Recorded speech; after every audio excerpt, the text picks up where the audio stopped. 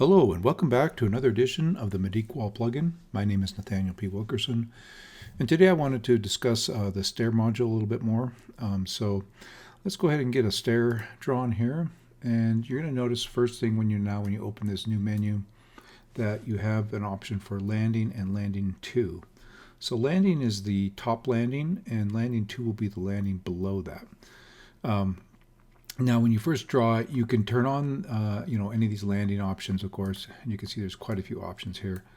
But even if you do, you're going to notice that the preview will only show a straight run of stairs. So I'm just going to start with a straight run of stairs for now. Eventually, I probably will update the preview wireframe, but for now, it will just show the straight run of stairs. So let's go ahead and throw that in there.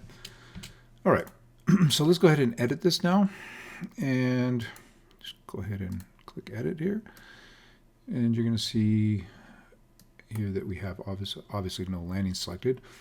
But if you try to select landing 2, but you have landing 1 or just the landing turned off, it will automatically go back to none. Okay, so you have to actually have the first landing enabled before you can enable a second landing. So let's go ahead and just start with a T-shaped landing here. So actually, I'll make sure that I got that set. Let's set that to say 8. That's height above. Okay. So this is just another landing type that I've added in. It's a T-shaped landing. Basically, what it'll do is draw what you see here, a stairwell coming down, or staircase coming down to the landing, and then it splits into 2 separate landings. And with that, you actually have 2 different options. And by the way, this does look fairly crowded down here, but that's only because you have a left and a right option for each one of these. So yeah, just realize that the L and the R stand for left and right. Now with the T-shaped landing, it gives you a slightly interesting option. So there's your left, and then with your right, it's going to look like that. Okay, and each one of these landing types, these different parameters will do different things, right? So I'm not going to probably be able to get into that fully with every one of them for this video, because otherwise this video would probably be like a half an hour or an hour long. But I'm just going to give you a quick overview of the different landing types that are available and the different winders. Okay, so basically we've got the T-shaped landing that's new. I think on the previous video we did the L shape and the U shape and the straight. Let's go ahead and just show you the straight again. Pretty basic. Let's go look at the winder. So for the L-shaped winder, we have 2 versions. We have a 2-step L-shaped winder, and we now have also a 3-step L-shaped winder.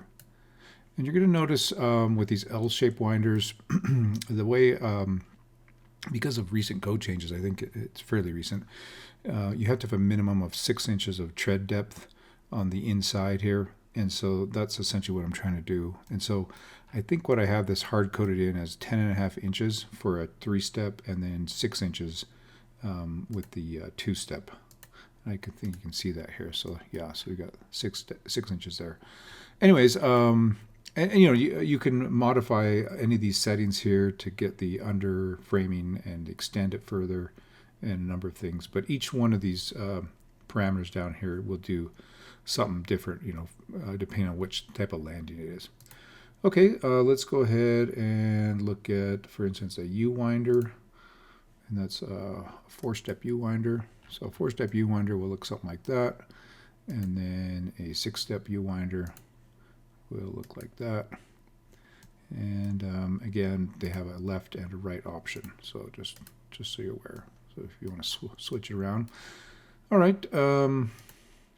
And then we come down here to our angle winders. So basically we have a 30 degree, a 45, and a 60.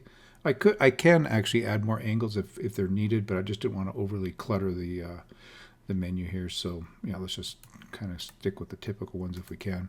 But if you have a specific one that you use a lot and you need that is not one of these angles, just let me know, and we probably can add that in. All right, so that's pretty much covers all of the winders and landing types. So now what I want to show you is, let's go back to this L-shaped landing.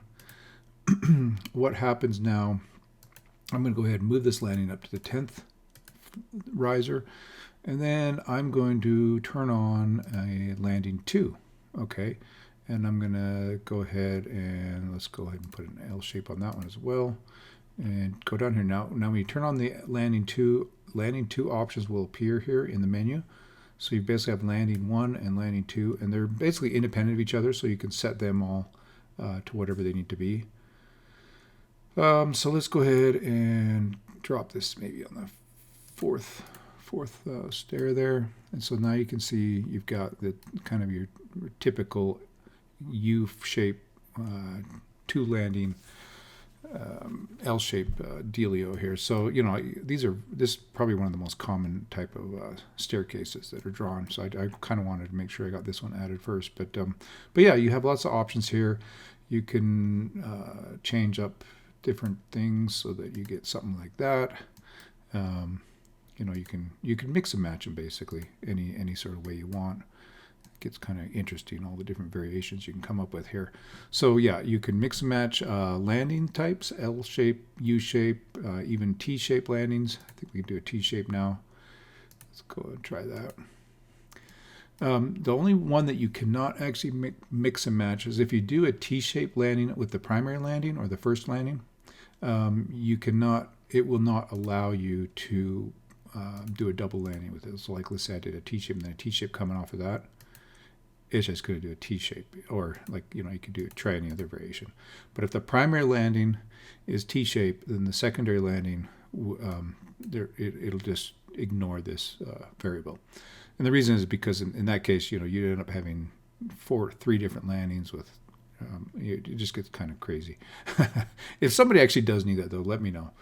Okay, just wanted to demonstrate a few more here. So yeah, you can do other combinations. You can do an L winder with a landing, so something like that, or any sort of one of these winders really. It doesn't have to be an L winder. You can do a U winder. You basically make any combination of winders and landings that you like. So, and then of course, if you're framing up around an octagon shape, what you probably want to do is you want to do a 45 and then do another 45 in the same direction. Let's go with a 45 and a 45. And then of course you'll adjust how much rise and run. So like we want 3 steps instead of there, then we'll probably bump that up to a 5. And you'll get something like that going up, up inside of a turret or something. So, yeah, and I don't have options yet for more than 2 landings. I may consider it.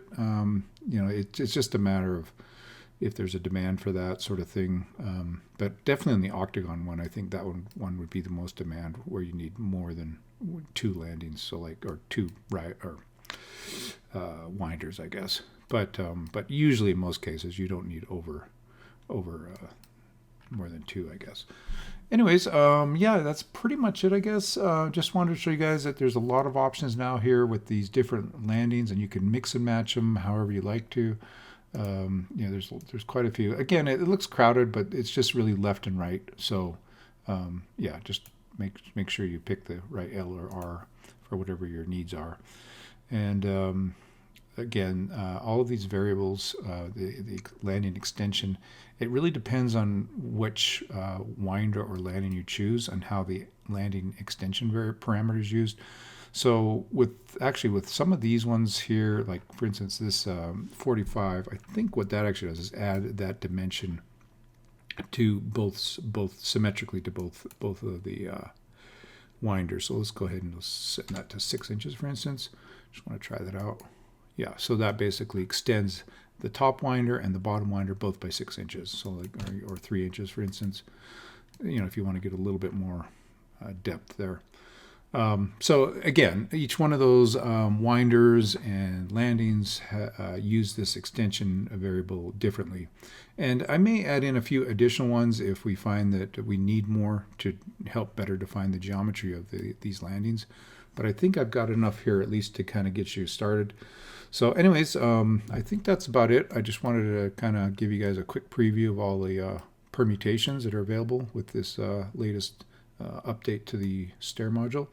So if you have any questions or suggestions or want some more features or any sort of feature request for that matter, just give me a shout, send me an email, and I'm always willing to take any feedback. So thank you very much, and we'll talk to you guys later.